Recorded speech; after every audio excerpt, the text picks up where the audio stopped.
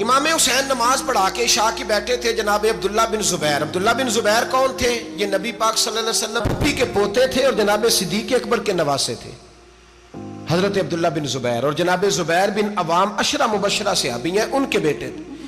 بہت زیرک آدمی تھے، یہ بھی امام حسین کے پاس بیٹھے تھے. عبداللہ ابن عباس بھی تھے جو حضور کے چچا کے بیٹے ہیں، اس امت کے پہلے مفسر ہیں قرآن پاک.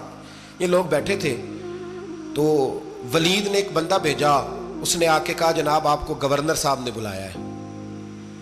تو عبداللہ بن زبیر کہنے لگے حسین اس وقت بلانے کی بات سمجھ میں نہیں آئی. تو امام حسین بڑے بصیرت والے تھے، اللہ نے بصیرت دی تھی. کہنے لگے عبداللہ آپ کو سمجھ نہیں آئی، مجھے سمجھ آ گئی ہے، امیر معاویہ وصال کر گئے اور یہ ہمیں جو بلایا گیا ہے نا یہ یزید کی بیعت کے لیے بلایا گیا ہے. تو کہا پھر آپ آدھی رات کو نہ جائیں، آپ کے لیے خطرہ ہوگا. تو امام حسین فرمانے لگے خطرہ حسین کو نہیں ہوتا، حسین کو خطرہ نہیں. کہا پھر بھی آپ مہربانی کریں ذرا احتیاط سے جائیں.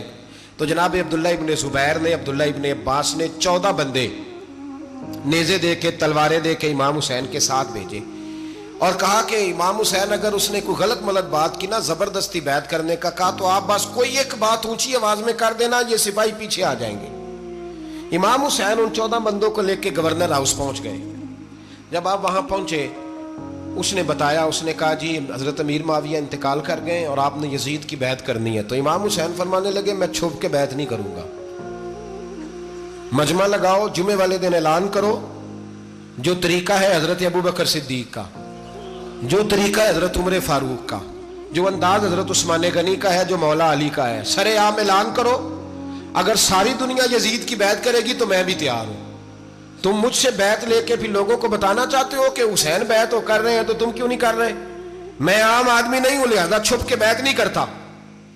جب یہ بات کی نا تو ولید بڑا نرم دل تھا اور امام حسین کی شان کو جانتا تھا. وہ جانتا تھا یہ نبی پاک کا خاندان ہے. اس نے کہا جی مجھے تو حکم تھا، باقی آپ حضور کے نواز ہیں، میں کر کچھ. وہاں ایک بڑا بدبخت شخص بیٹھا تھا عبد الملک بن مروان. وہ ولید سے کہنے لگا کہ اگر حسین آج تمہارے ہاتھ سے نکل گئے تو تمہارے لیے بہت بڑا مسئلہ کھڑا ہو جائے. انہیں جانے نہ دینا، یا بیعت کراؤ یا ان سے کہو جنگ کے لیے تیار ہو. تو امام حسین رضی اللہ تعالیٰ عنہ کے کانوں میں آواز گئی تو فرمانے لگے ابن مرجانہ، اگر تیرے اندر جرت ہے تو آ سامنے حسین کے، اس کے کانوں میں باتیں نہ کر، کانا پھوسی نہ کر، باہر آ میدان میں، شرارت نہ کر، باہر آ، میں تمہیں ابھی بتاتا ہوں کہ حسین سے مقابلہ کرنے کا انجام کیا ہے. یہ کہہ کہ امام حسین باہر نکلے، اپنے بھائی محمد بن انفیہ کو بلایا، عبداللہ بن زبیر، عبداللہ ابن عباس، ڈھیر سارے لوگ اکٹھے ہو گئے. فرمایا یہ معاملہ ہے، اب کیا کرنا ہے؟ یاد رکھیں ووٹ برادری کا نہیں ہوتا، ووٹ برادری کا نہیں، ووٹ دین کا ہوتا ہے. جو بندہ دین کے، ملت کے، مذہب کے معیار پہ پورا نہ ہوتے اسے حکمت کے تحت بھی ووٹ دینا جائز. ہاں یہ بات سچی ہے تو بہرحال سچی ہے، یہ یاد رکھ لے. ہمارے ووٹ سے کوئی ایم این اے، ایم پی اے جتنے ظلم کرے گا، ووٹ دینے والا اس کے ظلم میں شریک ہوگا، بالکل 100%. یہ لکھ لیں بات. ہم اس وقت بڑی جلدی، پتہ نہیں ہمیں کیا مسئلہ ہو جاتا ہے، اتنا اتنی مصیبت انہیں نہیں بنی ہوتی، نہیں یہاں بنی ہوتی ہے. خدا کا خوف کریں. امام علی مقام ووٹ ہی مانگ رہا تھا نا یزید، اور پھر اس نے بڑے بڑے لالچ دیے. اس نے کہا کہ آپ 5-4 صوبے ہیں جس کی گورنری مرضی رکھ لیں، دولت آپ کی مرضی کی. تو پھر آج ہمیں بھی لوگ مشورہ دیتے ہیں، کہتے ہیں مسجد میں سیاست نہیں ہونی چاہیے. میں نے کہا کیا کریں، یہ امام حسین ہمیں مجبور کر گئے، کوئی نہ کوئی بات کرنی پڑ ہی جاتی ہے.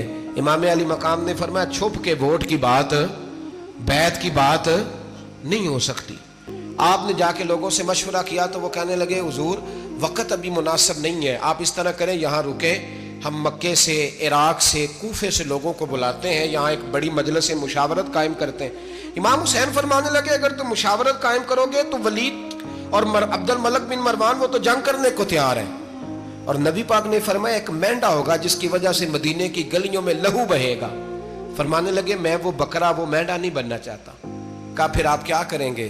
تو امام حسین رو پڑے، فرمانے لگے میں مدینہ چھوڑ جاؤں گا لیکن مدینے کی حرمت پامال نہیں ہونے دوں گا. امام علی مقام آدھی رات کے وقت نکلے. سیدہ فاطمہ کا دروازہ ایک اس دن تھا جس دن حضرت مولا علی کوفے چلے گئے، اور دوبارہ آج تالا لگا جب امام حسین نکلے. آپ جنت البقیع کے پیچھے کھڑے ہو کے حضور کا روضہ دیکھنے لگے.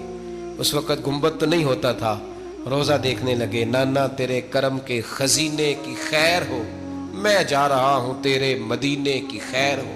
سارا خاندان لے گئے, مکے تشریف لے گئے. حج کے ایام قریب آنے والے تھے. امام حسین نے وہاں لوگوں سے باتیں کی. جب امام حسین وہاں سے پہنچے تو کوفے سے خط آنے لگے. کوفہ حضرت علی کا دارالخلافہ تھا, وہاں آپ کے محبین پیار کرنے والے ڈھیروں تھے. انہیں خط لکھے کہ حضور آپ چپ کر کے بیٹھے ہوئے ہیں اور ہمارے اوپر یزید مسلط ہو گیا ہے. آپ اگر میدان میں نہیں نکلیں گے, آپ نہیں آئیں گے تو ہم اللہ کی بارگاہ میں شکوہ کریں گے کہ کوئی ہماری کمان کرنے کو تیار ہی نہیں ہوا. اور وہ خط 1 2 3 نہیں آئے, وہ خط اتنے تھے کہ 3 بوریوں میں بھرے تھے امام حسین نے, 3 بوریوں میں. اب مجبوری ہو جاتی ہے, حق کے لیے کئی دفعہ بات کرنا مجبوری ہوتی ہے. اگر نہیں کرے گا تو پھر اس کو بھی قبر میں جواب دینا پڑے گا.